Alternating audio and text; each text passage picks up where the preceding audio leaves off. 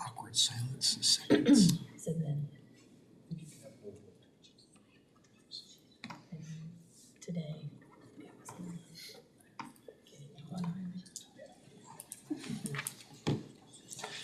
All right, we ready? Yes. Yep. Okay. All right, it is 5:30, so we'll go ahead and get started with the City Council Conference for Tuesday, January 27th, 2026. We have one item on the agenda, which is a continued discussion regarding visions to the AIM-Norman Comprehensive Plan, including removal of the 30-acre urban reserve requirement, updating the turnpike map to demonstrate an updated alignment, and correction of other minor errors. And it looks like we have planning staff here to talk with us. So Laura Hoggett with the planning department. So we came to you guys at the oversight committee. Oversight on the 8th. So we were approached about updating some of the language in the new AIM land use plan with regard to the urban reserve where the 30-acre requirement is. But we also had to update some stuff in the agricultural residential land use category just to ensure that everything is cohesive and kind of uses the same terminology. So everywhere else in the document, when we have the allowance to go down to 2 acres as part of a planned unit development where 65% of the area is reserved as open space, we call it cluster development, except for in the AR category. So we would propose adding the term cluster development in a couple of places in AR. And then in the urban reserve, changing the language from a minimum of 30 acres to a minimum of 10 acres for new development, and then still allowing for the cluster development with the 2 acres. And just to make sure everyone is clear on that point, just as an easy example, if you had 100 acres you wanted to subdivide, you could do 35 of those acres as 2-acre lots, so one would end up being 3 or something. And then the 65 acres would have to be left as open space. So it's kind of been mixed up with impervious coverage, but that's different than, That's under a PUD yeah. application. Mhm. And a PUD, any property in all of the city limits of Norman, the owner could apply for a PUD Yes, or a SPUD yes. anywhere in Norman. So under any zoning, anywhere, if the owner wants to do something different than what's allowed, that is an option that's available to everybody Yes. already. Yes. I would say this is just kind of an extra protection in the land use plan that in this area, they can only go down to 2 acres instead of 0.75 acres or what have you. And otherwise, without a PUD, they can do, was 10, Was 30, but would be Would 10 be. now. So I think we were getting calls about people who have owned like 40 acres in their family for a long time and they want to split it into 10-acre tracts. And with the new land use plan, they're no longer able to do that. So I think it would be a balance of what the steering committee did with the 30 acres versus maybe like a real life application of it. and with the 30 acres, so we had a discussion about this last week. That got me thinking, what does the 30 acres mean? So 1 house per 10 acres to me meant that if you have 10 acres, you can put 1 house on it. If you have 20, you could do 2. And the change to the 30-acre rule to me meant you have to have 30 acres to build 1 single house. Now, some, though, suggested that maybe that means if you have 30 acres, you can develop a bunch of houses on it as long as that 30 acres doesn't go over 65% development. So like you could build a bunch of houses within that 30 acres as long as it stays under a certain percent of total area developed. So Now that, like I said, my interpretation was no, this makes it harder to do suburban development, East Norman, because you would need 30 acres to build one house, and you couldn't fit very many houses in a whole square mile using 30-acre lots, and then it would be hard probably to obtain multiple 30-acre lots. So with A2 zoning, as it is now, it's one dwelling unit per lot. So even if you have a 90-acre tract, you get one dwelling unit on it. But the smallest you can subdivide is down to 10 acres. With the land use plan, you do have to have the 30 acres to do one house, or if you can come forward, if that's under A2, just regular straight A2 zoning. If you do the planned unit development, which would have to go to council for approval, then you could do the 2-acre lots on 35% of the 30 acres, which I can't really do math in my head. So what's 35% of 17. 17? You could do 17 lots? So if I have 100 acres under the 10-acre rule, I could subdivide and build 10 houses. If we had the 10-acre. But if I have 100 acres and it's the 30-acre rule, I could only build 3 houses and have 10 acres left over that I can't build anything. Yes. That's the way I understand. Yes, that's correct. And to me, that makes it seem harder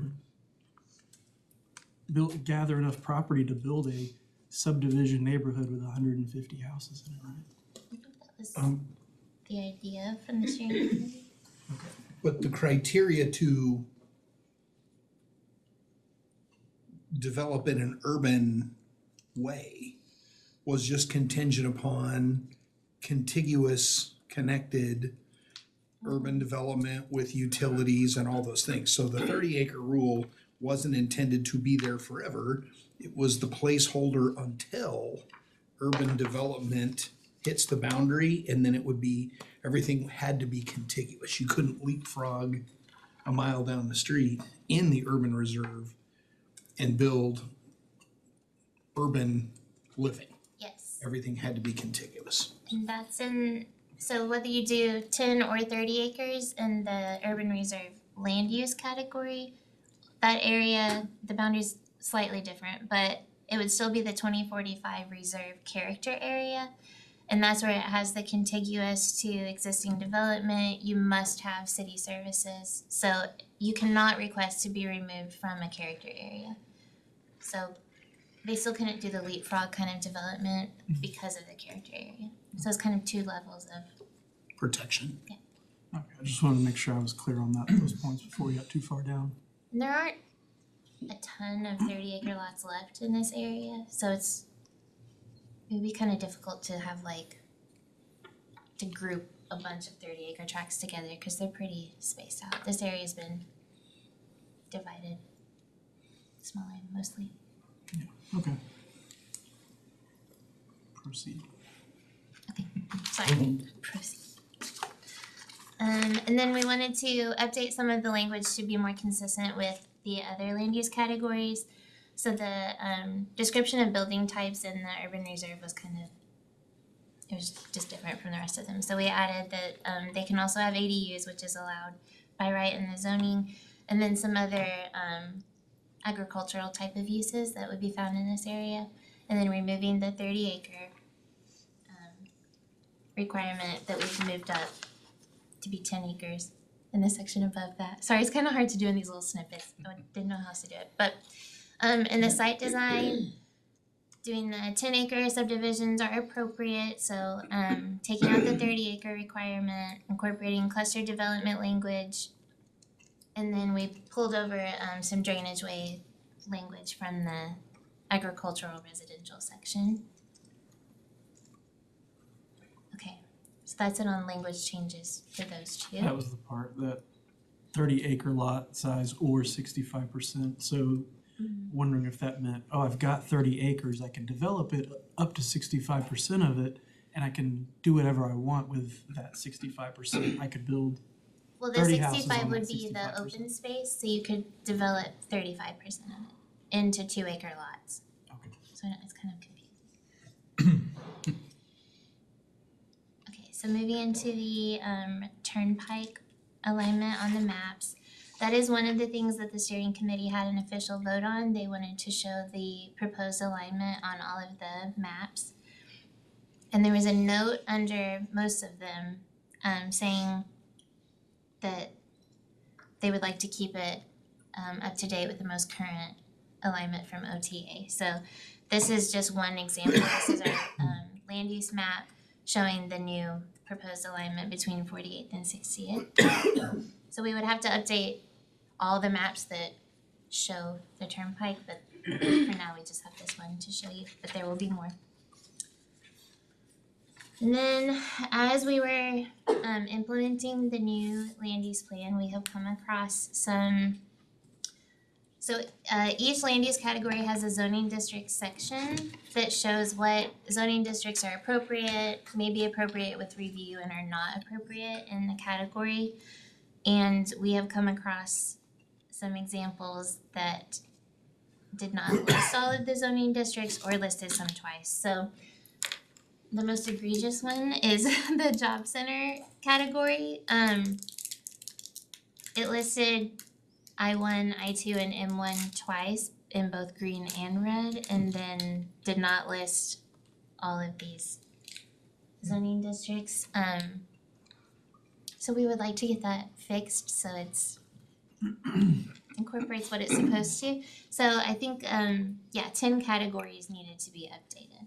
So I'm not sure how that happened, but it did. The character area map has an area that does not have a designation. The consultant mistakenly believed that this property was part of OU, and it is not. So we would recommend just bringing the core area, character area over this so it matches the surrounding neighborhoods. And then at the February 2025 steering committee meeting, the land use working group brought some changes that they would like to make to the map. And so this is mostly around the Chautauqua Historic District. So south of Boyd, north of Lindsay, kind of between OU and where that creek goes through, the floodplain area. They proposed taking it down to urban low, and it was just never incorporated by the consultant and then was adopted as urban medium. So we're just bringing it to your attention that it was technically the steering committee voted to have it as urban low, and then the map just didn't get updated. So it would be incorporating what they were voting on. And part of it shows Civic into a couple blocks into the neighborhood, the blue. Is there a school there? There's a school over on the left-hand side where you can see Civic underneath the red layer, but then that's So I think we would leave Civic, because that's where the school is, but Yes. around that, The blue part, yes. it's jutting into the red. that's OU. So the east side along the red is OU, but then there's like a block in the middle of the urban medium part, kind of right where it says Westbrook Street, right above that. That's a school. So we would leave that Civic, but the rest urban low. Okay, so there's not, somebody brought up that up to me about area being designated as looking like it was gonna be OU and it was part of an existing neighborhood. And there's no indication that OU was ever gonna be owning it or buying it. We just did Civic as pretty much all the school sites, any city sites, OU, state properties, things like that. Okay. And that's all. Sorry. There was a section of, I guess, industrial that is on South Classen at Cedar Lane on the Ward 7 side. So where Take 5 is. And then going all the way down to Post Oak Road. Daryl and I were in a meeting, I don't know, a month or so ago about, Catherine Blodge and I have talked about it too, a potential development there in a commercial developments in one of the very narrow strips across the street from Walmart. It would be appropriate for a restaurant that is in the industrial section. So the That is one kind of confusing thing about our new map. What used to be gray was industrial, now it's job center. That's what I'm, jobs. Um, The developer was concerned that we wouldn't, approve an amendment to the AIM plan so soon. After just adopting it, so they're like, well, is it even worth coming forward with this? Will they even give me a change to it after they just adopted this? And we were kind of like, well, yeah, it doesn't, there's not gonna be a factory right there, there's commercial, small scale commercial all around it. I mean, I don't know details, but I don't know that they would have to request a land use plan amendment to rezone. That's one of the, so these zoning So a districts. restaurant could go in the job creation part. Well, it's kind of a mix of uses, so it doesn't necessarily have to be like a campus, like an industrial or manufacturing campus.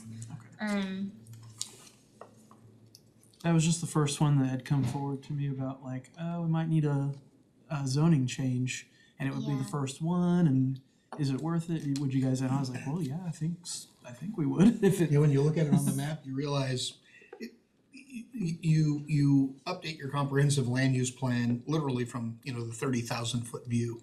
And you could zoom in several areas that were updated and realize, that one little remnant parcel doesn't quite fit.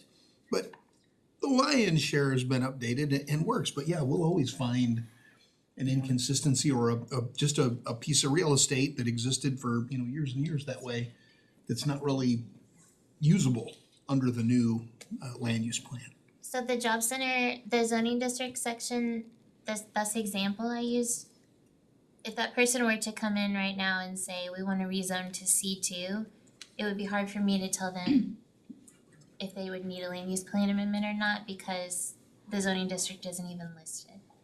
So job center is one that's come up that we're like, we've really gotta Yeah. get this. In that area, there's a railroad track on this side and state highway on this side. And there's like a Delisi plant down there. And there are industrial uses and some pumping units, and but it has started to develop more commercial. And it's a real narrow, skinny lot. And it was like, yeah, that looks like that restaurant that wants to go there would be a perfect fit for that. So it made sense why it would probably say that on the map, job center or industrial. But then maybe not actually anymore for that spot, so. But I had told them anyway that I felt like I was open to doing a change if they needed to get that done, so. But that was the main one I had seen come forward so far about like, since we adopted the plan. Okay.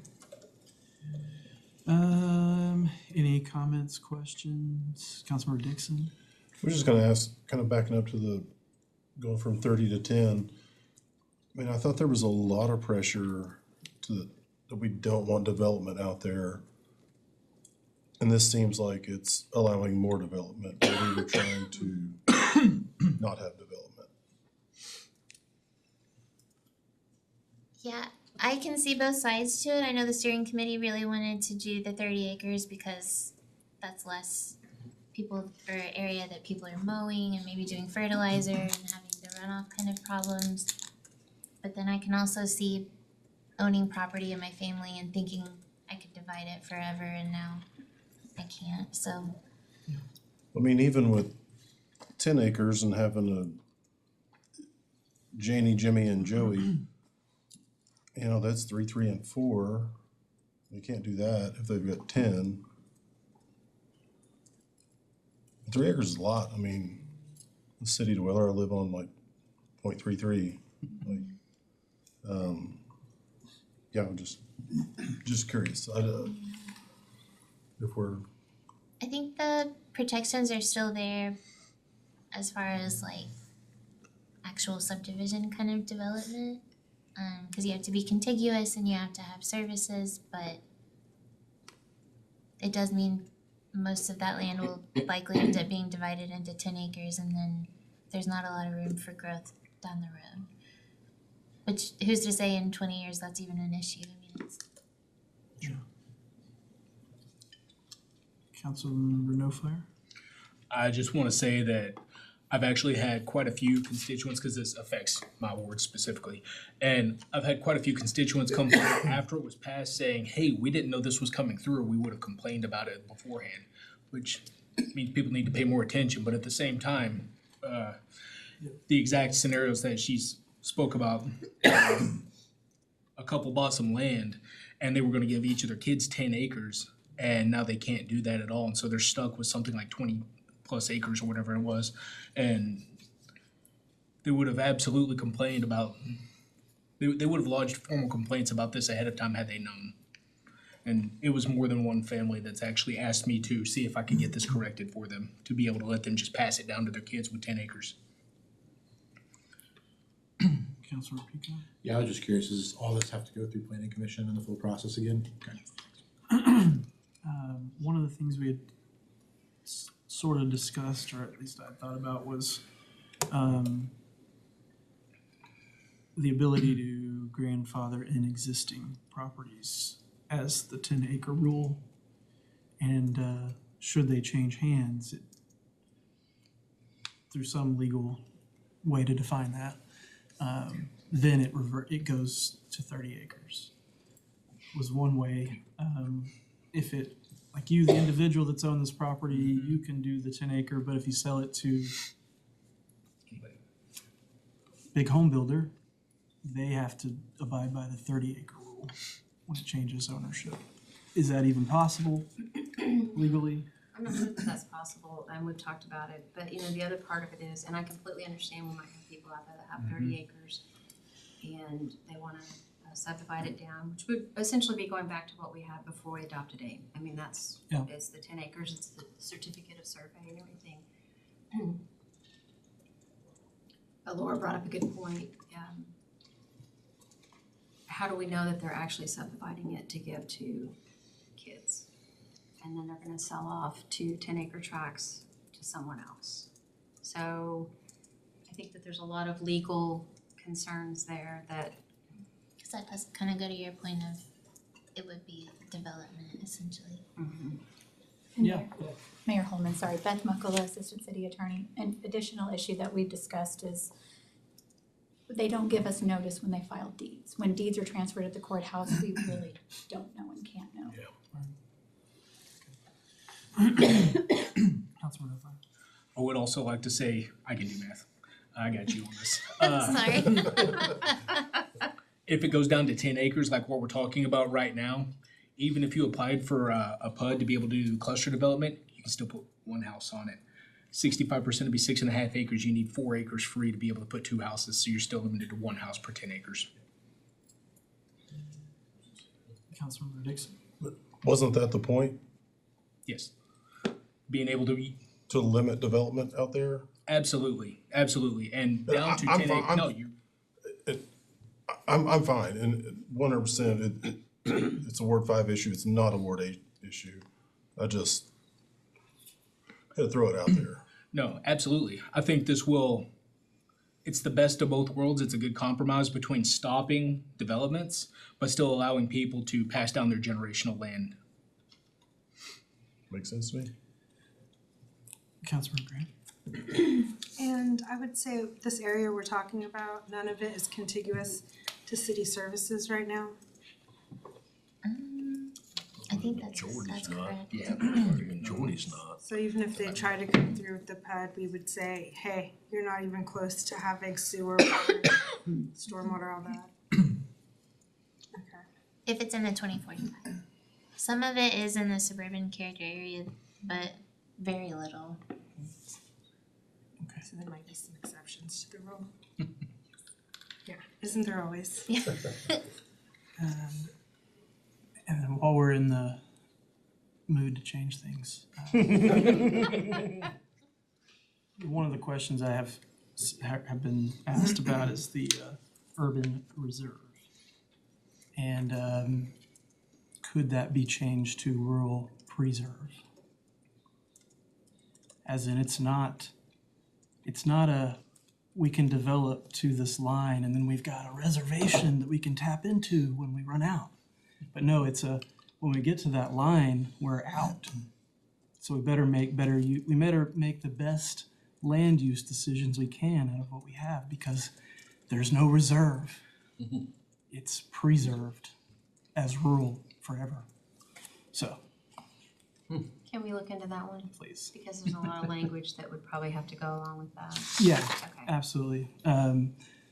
It's been sticking in there that urban reserve makes it sound like, well, we're reserving it for development later. That we can develop out there, and then when we run out, we've got a reserve we can now tap into, like it's an oil reserve or something.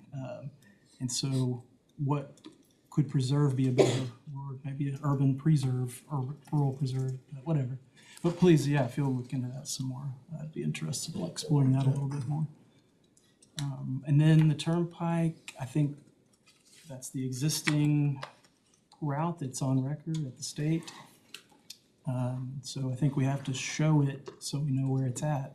When people look at maps of Norman, and if they own property in the path or next to the path of it, they are aware of that that X factor that might be out there that could impact their property in the future. So I think that's something we should do. And then any other thoughts on any of the other stuff or anything else? And it would be a resolution to update the land use plan and a subdivision regulation update to take out the 30-acre requirement for COSs, should you choose to move forward. All right, seeing no further questions. Okay, thank you, staff. I'm sorry, so we are moving forward with removing the 30 acre, taking it down to 10. Okay. If there's any objection. This is basically taking it back to the way it was before AIM, Yes. right? Yes. Sort of, in a way. Think about it. Some If extra there's protections. any other feedback. Like I said, I mean, I definitely leaned towards 30 acres makes it more protection against urban sprawl out there. But I mean, 10 acres is still, you're not gonna see the type of urban, suburban neighborhoods that we get in town on that, so. Councilor. I realized I was doing the math over in my head again. I said 17 earlier and that was wrong. It's more like 5. So for all the note takers that are listening, please. He knew somebody was gonna call you I out. just wanna make sure, I don't want that And I was used in like, an argument 17, later, it's so. over 50. We'll have to bring you the final That's fine. language for your later action, so as soon as the ink's dry, we'll get it agendized for you. Okay. All right, then this meeting is adjourned. Thank you. Thank you.